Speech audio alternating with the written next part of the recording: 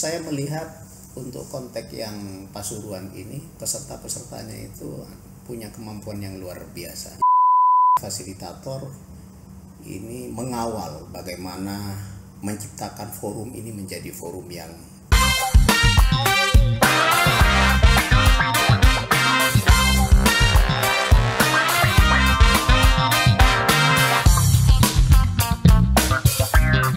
Assalamualaikum warahmatullahi wabarakatuh. Waalaikumsalam warahmatullahi wabarakatuh.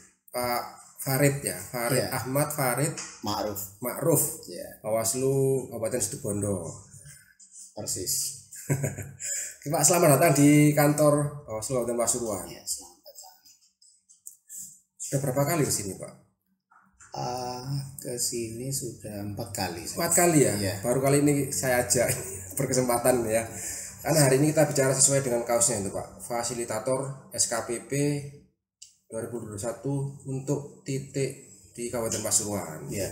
Mungkin bisa disampaikan dulu, Pak, pengantarnya SKPP.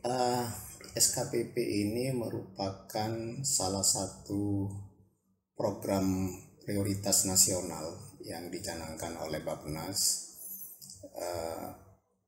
atas penawaran yang dilakukan oleh Bawaslu RI, kemudian mendapatkan respon dari Bappenas sehingga ada anggaran untuk bisa dilaksanakan dalam skala nasional, dan itu pun dilakukan secara berjenjang dari tingkat dasar, menengah hingga tingkat atas, dan itu dilakukan se-Indonesia kalau tidak salah sejak tahun 2019 ya, sudah mulai ada SKPP pada periode-periode awal yang tahap nasional. Untuk konteks Provinsi Jawa Timur pada tahun 2021 ini SKPP dasar ini ditempatkan di 8 titik kabupaten kota, termasuk salah satunya Kabupaten Pasuruan, di mana untuk Kabupaten Pasuruan ini melibatkan peserta dari 2 kabupaten, yaitu Kabupaten Pasuruan sendiri dan Kabupaten Situbondo. Saya Kordik PHL Bawaslu Kabupaten Situbondo mengawal Berapa, Pak, yang dari peserta Situbondo, Pak? ya, mengawal peserta SKPP itu awalnya 21 orang.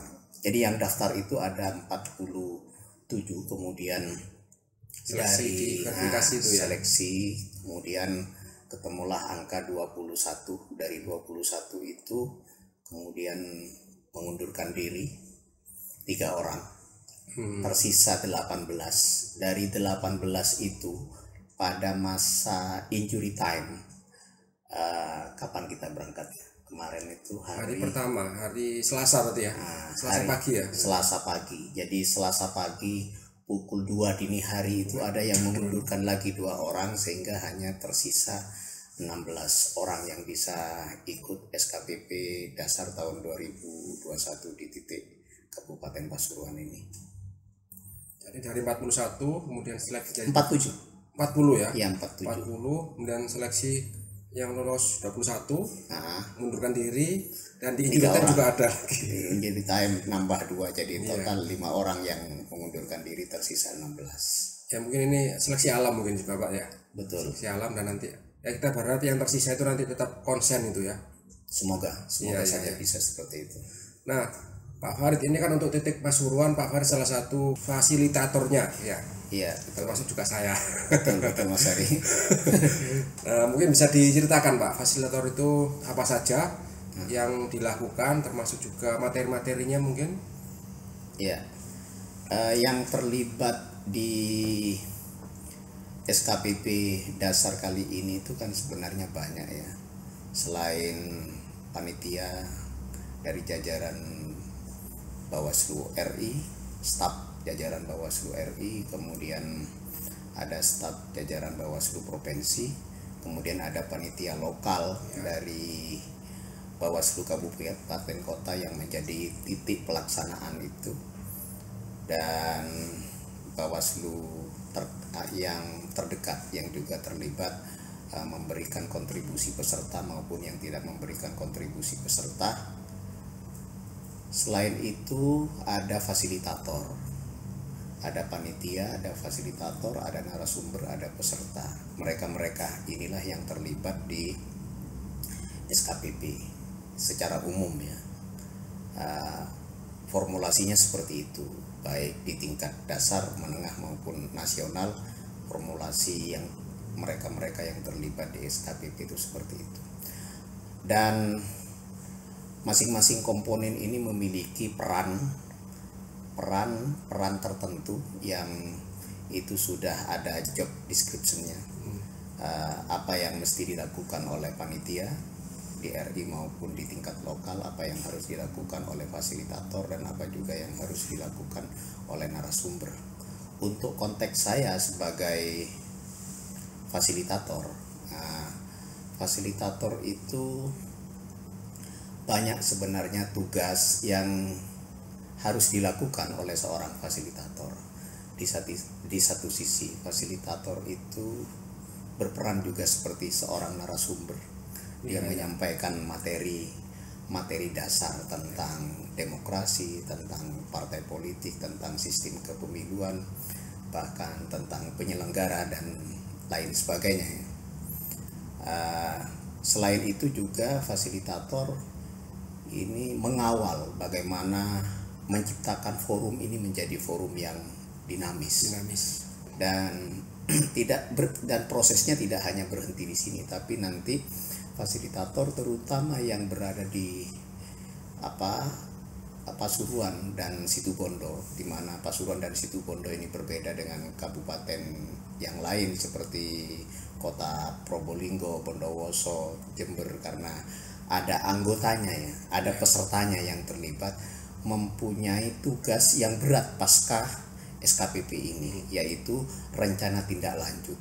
Karena menjaga konsistensi atau kesinambungan bagaimana misi atau keinginan awal, keinginan dasar yang diinginkan oleh Bawaslu RI dengan program SKPP ini, sebenarnya titik simpulnya itu berada pada rencana tindak lanjut. Jadi kalau proses SKPP-nya ya yang hanya 3 hari ini hanya memberikan satu stimulus, gambaran pengetahuan dasar, hasanah keilmuan tentang demokrasi, partai politik, sistem pemilu, dan tata cara pengawasan dan lain sebagainya, termasuk juga bagaimana cara penanganan. Itu kan sifatnya dasar-dasar saja, sehingga tetapi apa yang disampaikan di SKPP ini berbeda dengan apa yang mereka terima di bangku kuliah. Bedanya di apanya itu, Pak? Bedanya itu karena yang disampaikan tentang konstitusi, kemudian tentang demokrasi dan lain sebagainya, yang disampaikan ini adalah bedanya itu pada narasumber dan fasilitatornya. Penyampainya itu adalah seorang praktisi. Seorang pelaku pemilu sendiri, seorang praktisi, sehingga memberikan satu perspektif yang berbeda jika dibandingkan dengan apa yang mereka peroleh di bangku kuliah. Nah, itu yang menurut saya menarik, dan apa yang disampaikan itu tentu ada balancing, ada keseimbangan antara teori dan praktek, sehingga mereka nanti ketika turun ke lapangan tidak lagi mendapatkan kendala-kendala yang berarti karena keseimbangan materi yang disampaikan antara teori dan praktek, dan lebih banyak ditekankan kepada pendalaman melalui FID ya, bagaimana praktek-praktek yang mesti dilakukan ketika sudah terjun di masyarakat nanti. Selain Pak Farid, yang titik Pasuruan itu fasilitatornya dari mana saja? Saya lihat ada Probolinggo itu juga ya. Probolinggo. Titik Pasuruan ini saya dari Kabupaten Situbondo ya, karena memang pesertanya selain dari Pasuruan kan dari Situbondo. Ada dari Bondowoso Pak Muhammad Mahsun, kemudian ada dari kota Probolinggo Pak Azam Fikri, kemudian ada Mas Yayan dari Oh iya, Kabupaten Jember, Jember ya. Mas Win Jember. Ada dari Kota Mojokerto Mas Ulil Absor, ada dari Kabupaten Sampang Ketua Oh iya, Bawaslu Bu Insiatun. Sampang Bu Insiatun. Jadi itu yang terlibat di SKPP Titip Pasuruan. Ya, saya kira orang-orang yang sangat ya, kompeten itu ya. Ya, kalau untuk konteks pengalaman di kepemiluan, mereka-mereka ini sudah cukup kompeten itu loh ya. Itu Pak, materinya saya lihat itu ya, ada yang memang materinya mungkin yang disampaikan materi nggak banyak sebenarnya, Iya. tapi lebih banyak kepada diskusi kelompok itu ya. Iya, betul. Itu apa Pak tujuannya itu? Sebenarnya kan kita kan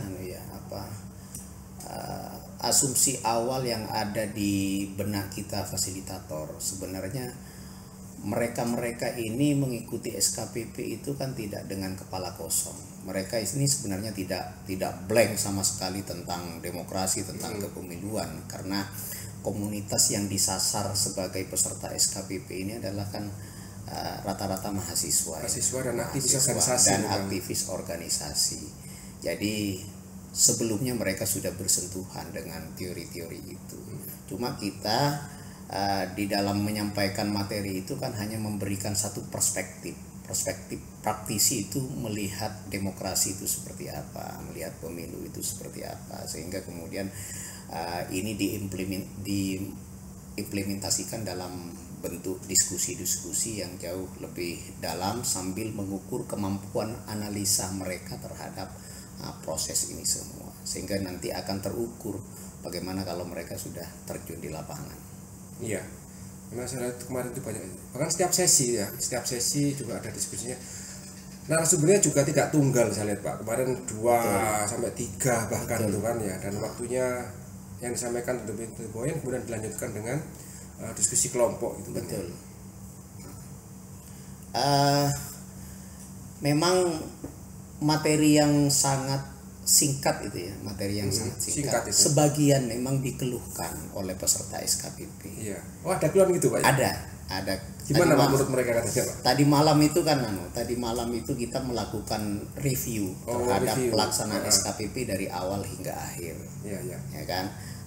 Kita coba inventarisir apa kendala-kendala atau tingkat kesulitan yang mereka hadapi selama berada di forum di dalam menerima materi-materi yang disampaikan baik oleh narasumber maupun oleh fasilitator. Salah satunya adalah keterbatasan waktu itu membuat mereka tidak bisa memahami materi secara utuh. Ada sebagian yang seperti itu.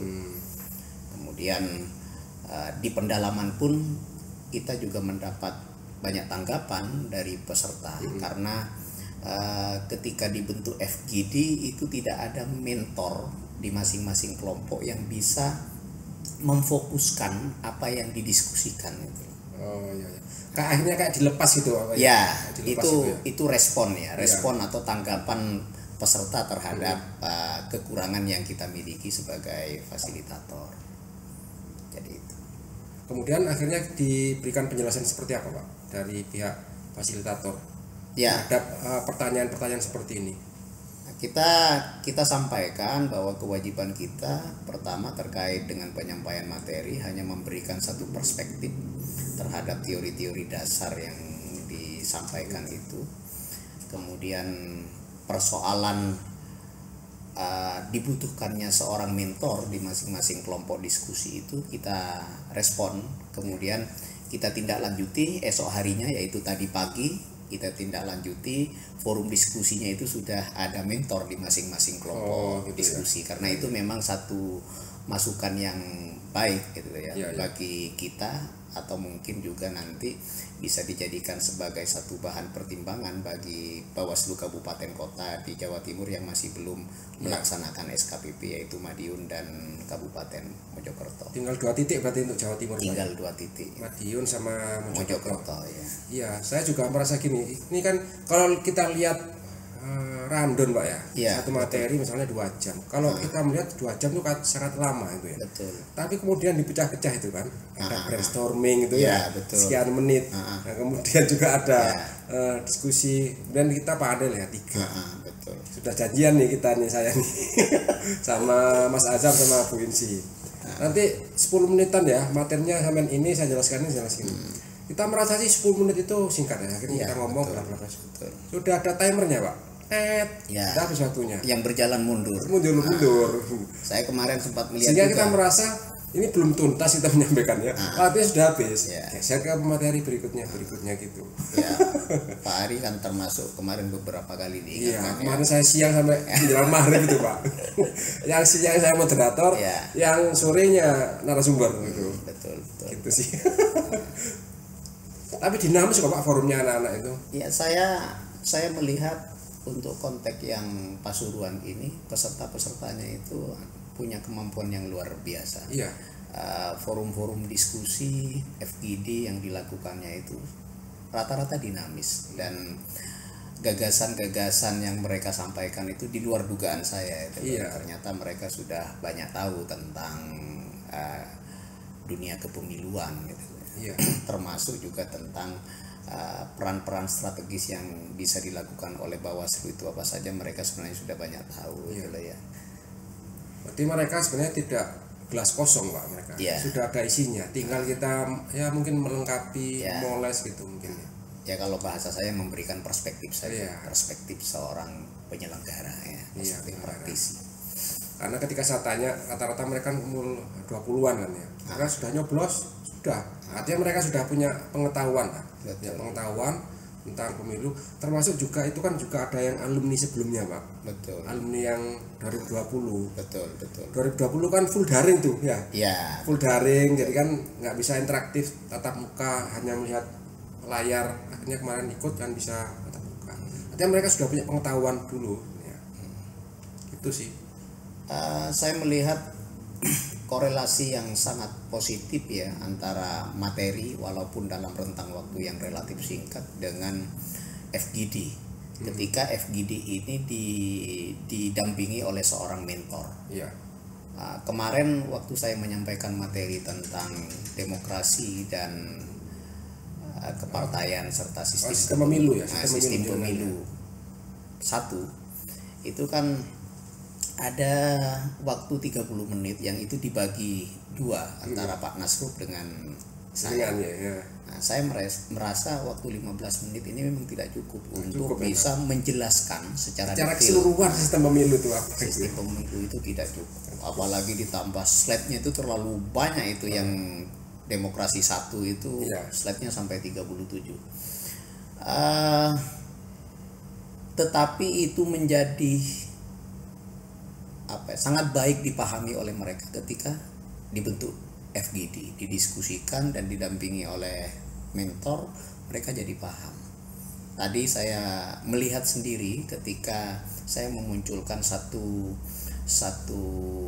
bahan diskusi tentang plus minus sistem proporsional tertutup dan sistem proporsional terbuka. Jadi mereka baru paham betul secara detail, secara rigid tentang apa, bagaimana dan mengapa dan serta dampak-dampaknya tentang sistem proporsional tertutup dan terbuka itu setelah di forum FGD itu. Gitu ya. Jadi mereka katanya masih sangat ngambang ketika itu disampaikan dalam bentuk materi yang sangat singkat. Jadi memang diskusi itu memang FGD itu fungsinya untuk apa ya? Pendalaman lah Ya, pendalaman materi itu ya. Betul. Karena mereka lebih memahami secara komprehensif. Saya kemarin materinya itu Pak, media sosial juga, hoax. Kemudian yang siangnya itu soal Pak Puji sih narasumbernya, soal apa ya? Soal peningkatan kapasitas pengawas partisipatif. Nah gitu, Pak Puji sudah ada ngomong, saya mau mengingatkan bagaimana Pak ya, saya mau teratur. Pak Puji ke bawah, aduh ini waktunya udah habis ini, bagaimana cara mengingatkan. Yang sana sudah kasih kode-kode terus, habis waktunya karena segera bergeser ke narasumber berikutnya. Mungkin harusnya seminggu mungkin ini Pak ya, SKPP ini Pak ya. Ya, kalau mau ideal iya mungkin ya. Karena 3 hari itu seperti nggak cukup, cepet banget. Tetapi begini Mas, ini kan ada RTL ya. Oh iya, ada Ada rencana tindak lanjut Mas Hari. Jadi saya kira di rencana tindak lanjut ini kalau ini bisa kita kawal dengan baik gitu ya, bisa kawal dengan baik. Kan di komposisi fasilitator itu selain dari jajaran Bawaslu Kabupaten Kota, ada mereka yang dilibatkan sebagai fasilitator dari alumni SKPP sebelumnya. Oh iya. Nah, jadi kalau saya untuk konteks Situbondo berharap dari fasilitator yang latar belakang alumni SKPP ini sebelumnya, nah itu saya berharap bagaimana ini bisa mengawal intensitas RTL-nya, ya. RTL-nya itu bisa dikawal dengan baik. Nah, sudah kita susun rencana kegiatannya seperti apa, targetnya apa, kemudian kapan ini akan dilaksanakan. Karena kalau kemudian ini tidak kita kawal dengan baik, ini SKPP ini hanya berhenti pada saat pelatihan saja. Setelah itu sudah tidak ada tindak lanjut yang lebih jauh. Padahal harapan kita dengan melibatkan mereka-mereka yang kita sasar dari kelompok muda, ya, kelompok muda yang berlatar belakang aktivis, kemudian mereka-mereka yang punya komunitas, bagaimana gagasan-gagasan SKPP ini bisa diketuk tularkan, bisa disosialisasikan ke komunitas-komunitasnya, ke kelompok-kelompoknya, sehingga ini menjadi satu sayap, ya, sayap pengawasan Bawaslu yang dinamis, atau kalau kita menggunakan bahasanya Ketua Bawaslu RI, menjadi simpul-simpul demokrasi nanti gitu kan ya. Kalau bahasanya Pak Afif, membumikan. Membumikan pengawasan. Iya. Tidak hanya menjadi tanggung jawab dan tanggung jawab penyelenggara saja, tetapi menjadi tanggung jawab seluruh elemen bangsa. Kemarin tuh di akhir mereka sudah nyusun RTL itu Pak ya? Iya. Itu masing-masing atau kelompok? Dibuat kelompok. Dibuat kelompok itu ada RTL-nya itu terbagi menjadi 3 kelompok. Situbondo 1 kelompok, kemudian yang Pasuruan itu 2 kelompok. Dibagi 2? Ya, dibagi 2 karena memang pesertanya lebih banyak, kemudian wilayah cakupan kabupatennya juga lebih banyak, sehingga dibagi menjadi Pasuruan Timur dan Barat. Apa Pak yang mereka susun itu? Ya, RTL mereka macam-macam ya. Saya kebetulan tadi ya mungkin gambaran umumnya saja lah. Kalau yang ada forum diskusi, forum diskusi secara reguler yang dilakukan setiap setengah bulan sekali, kemudian ada pendampingan ya, RTL-nya itu, kemudian bagaimana menghidupkan media sosial yang sudah dibuat oleh mereka dengan isu-isu tentang demokrasi dan kepemiluan. Ya, itu kalau yang saya lihat untuk yang disusun oleh teman-teman yang Situbondo tadi, kebetulan saya yang mengawal. Kawal terus itu ya. Siap. Karena begini nama podcast ini Pak. Karena podcast begini. Kawal ini Pak. Ya, begini Mas Ari. Gimana Pak? SKPP ini kan sebenarnya bukan hanya kali ini kan. Ya, ini yang ketiga. Yang ketiga kan. Saya sendiri di Situbondo itu sudah 2 kali. Ketiga gabung dengan Pasuruan. Oh iya. Nah, untuk yang Situbondo itu kemarin kan ada yang luring dan daring kan. Oh iya, 2019 memang luring ya. Kemudian yang kemarin karena Covid itu daring gitu. Iya. Lah, ini kalau menurut saya yang tahap 1, tahap 2 ini kita gagal ya, dalam tanda kutip kita gagal karena kita tidak, konteksnya saya di Situbondo belum bisa mengawal secara maksimal rencana tidak lanjutnya, kesinambungan setelah mereka menjadi alumni itu apa peran-peran strategis yang bisa mereka lakukan dan memberikan satu kontribusi positif terhadap keberadaan Bawaslu. Memang merawat itu kadang lebih sulit Pak. Betul. Menjaganya itu lebih sulit ya. Tidak, kalau sekedar kegiatan selesai kan ya mungkin hampir semua bisa ya, tapi yang menjaga konsistensi ritme agar mereka terus melakukan tugas-tugas pengawasan itu juga berat juga memang. Iya.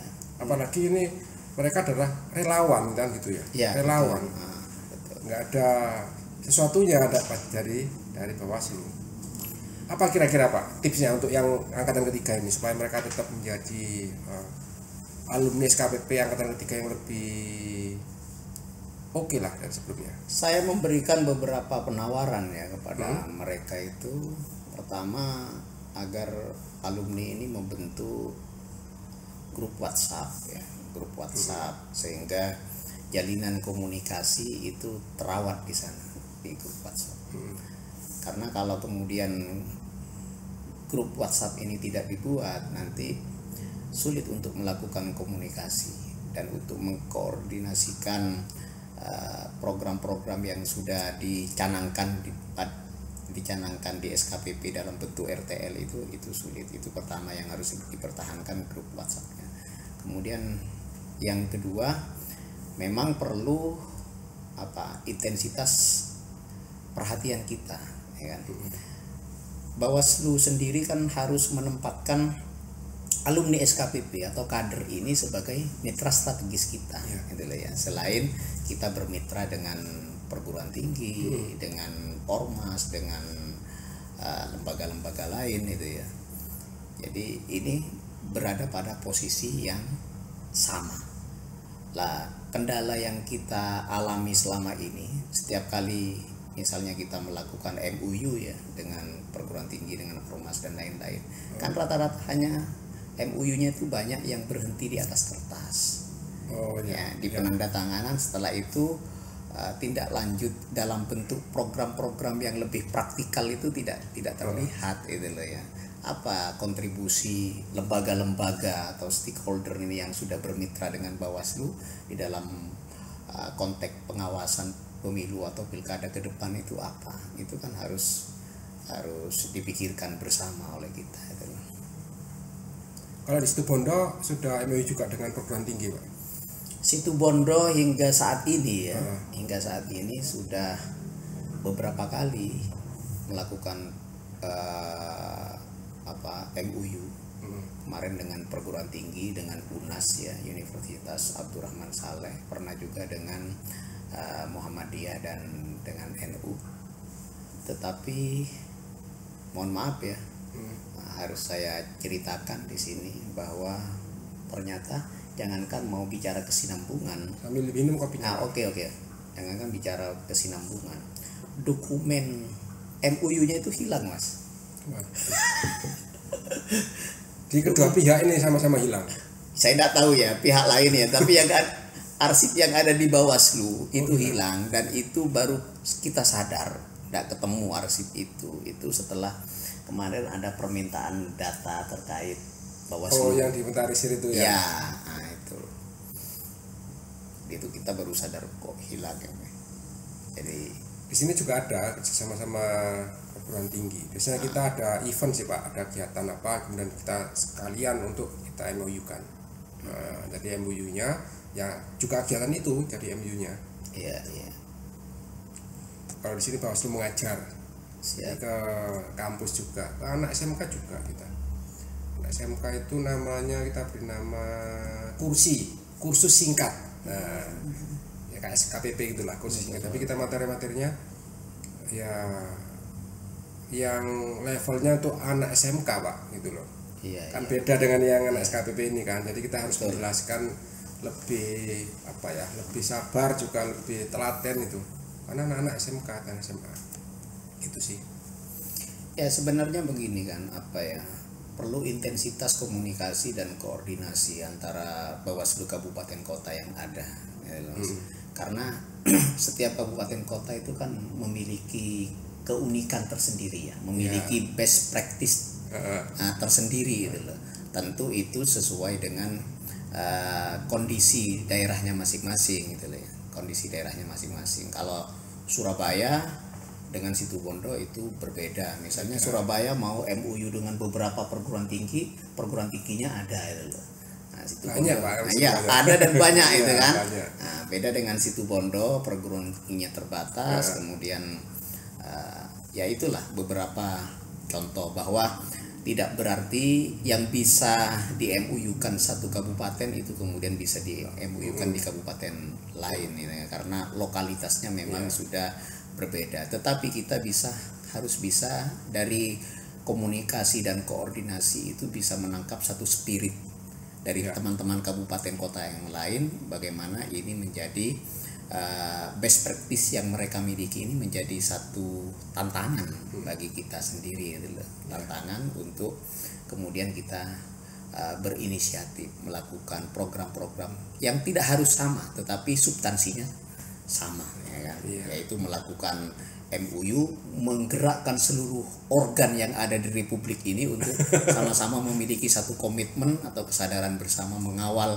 proses demokrasi ini, mewujudkan keadilan pemilu bersama Bawaslu. Iya, kayak local wisdom lah. Local wisdom ya, ciri khas gitu ya. Kearifan lokal.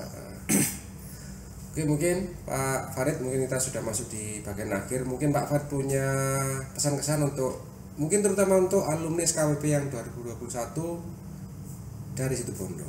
Ada pesan yang disampaikan? Ya. Kalau pesan yang penting saya sampaikan untuk alumni SKPP Situbondo, alumni SKPP 2001 Situbondo ini adalah teruslah berproses membangun jejaring yang kuat dengan seluruh elemen untuk bisa menyampaikan misi besar dari Bawaslu Republik Indonesia. Saya kira itu, dan itu perlu dilakukan terhadap komunitasnya masing-masing. Dan bangunan misi besar ini harus dilakukan melalui langkah-langkah yang strategis dalam kerja pengawasan atau berkontribusi terhadap kerja-kerja pengawasan yang dilakukan oleh Bawaslu. Baik, terima kasih Pak Farid. Oke, sama-sama disampaikan. Terima kasih juga kehadirannya di kantor Bawaslu Kabupaten Pasuruan. Sampai ketemu di berikutnya. Ya. Assalamualaikum warahmatullahi wabarakatuh. Waalaikumsalam warahmatullahi wabarakatuh. Terima kasih Mas Ari. Bertugas untuk mengawal demokrasi bangsa.